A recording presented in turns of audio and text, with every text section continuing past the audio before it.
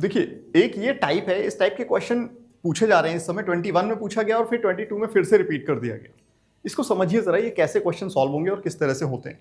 जैसे first question लिखा हुआ है, consider the following statements. The sum of 5 consecutive integers can be 100। The sum of 5 consecutive integers can be 100। तो अगर उनका सम 100 है तो उनका एवरेज क्या होगा? 100 डिवाइडेड बाई 5 विच इज 20। अब 5 कंसेक्यूटिव इंटीजर्स है तो 5 कंसेक्यूटिव इंटीजर्स में एवरेज क्या होगा? एग्जैक्टली मिडिल टर्म होगा। तो एक टर्म इसके बाद हो गया और फिर एक और इसके बाद हो गया। दो मतलब एवरेज के बाद और दो एवरेज के पहले। सो 19 और 18। तो अब अगर आप इन 5 नंबर्स को ऐड करेंगे तो इनका सम 100 हो जाएगा। कैसे? देखिए 18 प्लस 22 ये हो गया 40, 21 प्लस 19 ये भी 40 हो गया, और 40 40 80 और ये 20 मिला के 100 हो गया। ठीक है, तो ये स्टेटमेंट करेक्ट है। उसके बाद लिखा हुआ है the product of 3 consecutive natural numbers is equal to their sum. The product of 3 consecutive natural numbers. Natural numbers, positive integers, 1, 2, 3. So 1, 2, 3 is equal to 6. And 1 plus 2 plus 3 is also equal to 6. So yes, this is also possible. तो ये वाला statement भी correct है.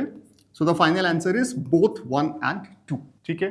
अब इसी similar concept पे question next year repeat किया गया. इसको देखिए. इसमें लिखा हुआ है the sum of the 3 consecutive integers. Last question में पूछा गया था नेचुरल नंबर, नेक्स्ट ईयर पूछ लिया integers.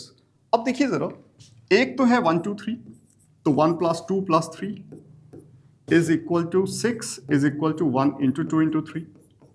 The product of 3 consecutive integers is equal to their some.